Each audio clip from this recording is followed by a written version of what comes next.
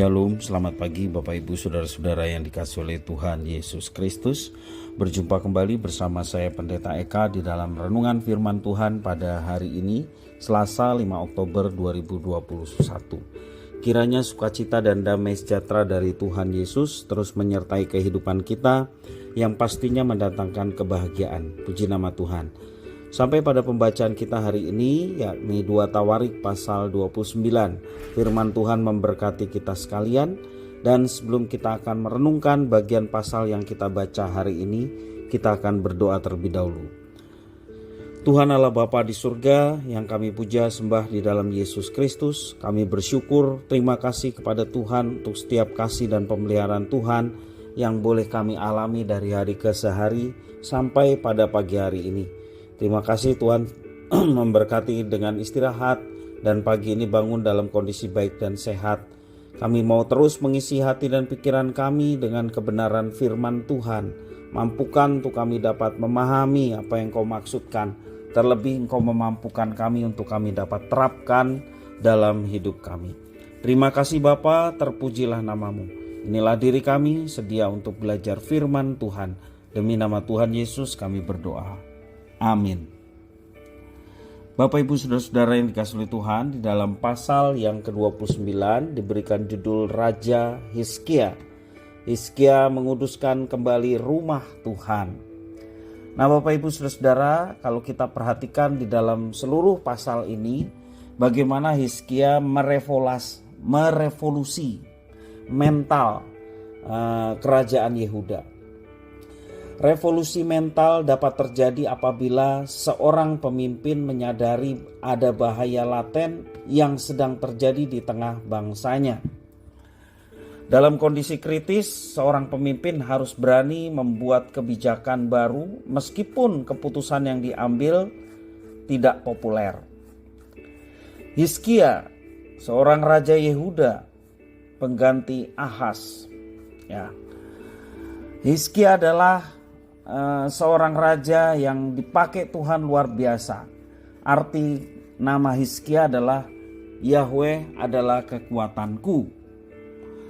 Ia pewaris tahta ke-14 dari kerajaan Yehuda. Namun hidupnya tidak seperti Raja Ahaz, hidup dalam keberdosaan. Tetapi Hizkia merombak segala sesuatunya dan hidup berkenan kepada Tuhan. Keterpurukan bangsanya akibat hukuman Tuhan membuat Hizkia berupaya untuk mengembalikan keadaan dari keterpurukan menjadi situasi kondisi yang baik. Itulah bahaya laten yang dilihat dari Hizkia.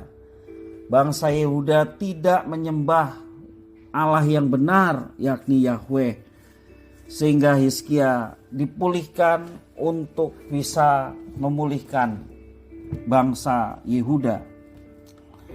Dalam usia yang sangat muda, ia menetapkan hati untuk hidup benar di hadapan Tuhan. Ayat yang pertama, yang kedua menuliskan hal itu. Hizkia berumur 25 tahun pada waktu ia menjadi raja, dan 29 tahun lamanya ia memerintah di Yerusalem. Nama ibunya Abia, anak Zakaria. Ia melakukan apa yang benar di mata Tuhan, tepat seperti yang dilakukan Daud bapa leluhurnya. Nah Bapak Ibu Saudara yang dikasihi Tuhan, walaupun sangat muda, dia menetapkan hati untuk hidup berkenan di hadapan Tuhan. Hal ini bisa terlihat dari upaya Hizkia untuk membarui rumah Tuhan dalam ayat yang ketiga dan mengembalikan fungsi peribadatan yang benar di hadapan Tuhan. Ia mereformasi jabatan dan fungsi keimaman Lewi. Itu sebabnya ia memerintahkan seluruh suku Lewi menguduskan dirinya di hadapan Tuhan. Nah, Bapak Ibu Saudara yang dikasihi Tuhan, di samping itu Hizkia menegakkan kembali ritual korban bakaran di rumah Tuhan. Misalnya korban penghapus dosa untuk mengadakan pendamaian bagi seluruh bangsa Yehuda.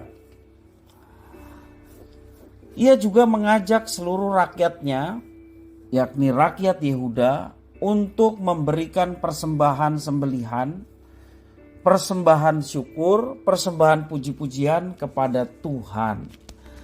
Ia beserta seluruh rakyat Yehuda menaikkan pujian dan sujud menyembah kepada Tuhan.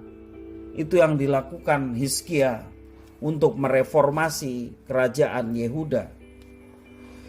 Semua cara yang dilakukan, apakah pengudusan, pentahiran, persembahan korban, bakaran ya kepada Tuhan, itu berlangsung secara kusuk, sungguh-sungguh ya, dan juga penuh dengan sukacita. Ayat 36 saya bacakan. Hizkia dan seluruh rakyat bersukacita akan apa yang telah ditetapkan Allah bagi bangsa itu, karena hal itu terjadi dengan tak disangka-sangka. Jadi Bapak Ibu Saudara, pembelajaran bagi kita ketika kita datang kepada Tuhan dengan sungguh-sungguh, dengan kyusuk ya, maka itu semua mendatangkan sukacita bagi kita.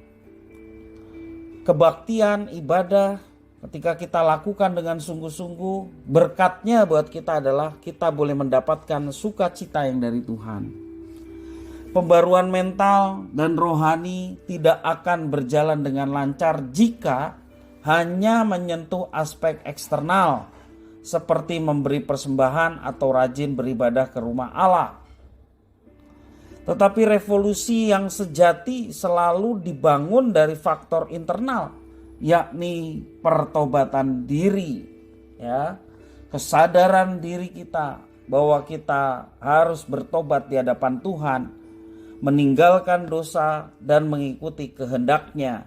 Itulah yang menjadi pertobatan sejati. Tanpa komitmen dan kesungguhan hati, mustahil pembaruan yang didambakan itu akan bisa terwujud.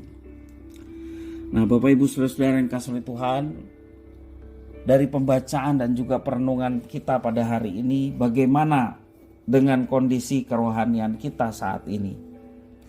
Apakah kita mengalami suam-suam kuku, tidak panas, tidak dingin?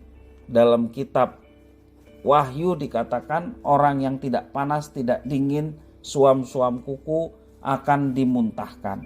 Artinya dia tidak layak di hadapan Tuhan. Kerohanian kita harus kusuk, datang kepada Tuhan dan senantiasa menyembah Dia. Artinya ketika kita sedia menyembah Dia, kita mau meninggalkan dosa. Kita mau melepaskan dari segala beban dosa yang seringkali mengganggu dalam pikiran dan hati kita. Itu mesti kita lepaskan. Ataupun kebiasaan-kebiasaan yang tidak seturut dengan kehendak Tuhan, untuk kita mendapatkan perkenan Tuhan, kita melepaskan itu semua. Jangan kita suam-suam kuku. Kita datang kepada Tuhan dengan sungguh-sungguh, tapi kita melakukan hal yang bertentangan dengan Tuhan juga merasa tidak apa-apa. Artinya kita merasa dekat dengan Tuhan, tetapi sesungguhnya kedekatan kita dengan Tuhan supaya kita bisa menutupi segala dosa dan kelemahan kita yang masih kita pelihara sampai hari ini.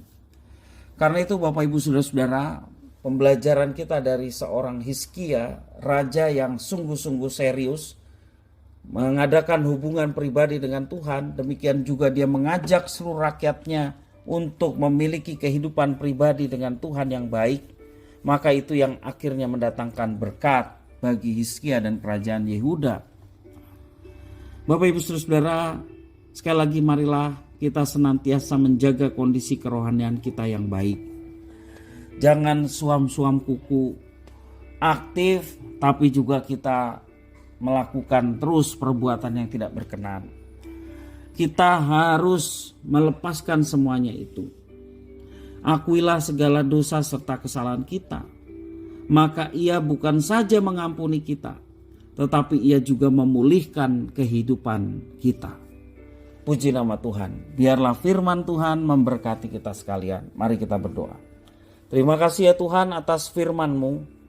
Mampukan kami menjadi orang yang bijaksana untuk menjaga kondisi rohani kami untuk senantiasa dekat dengan Tuhan, tidak mau bersandar kepada orang lain, tidak mau menyimpan sesuatu yang sesungguhnya kami sadari bahwa itu tidak berkenan di hadapan Tuhan.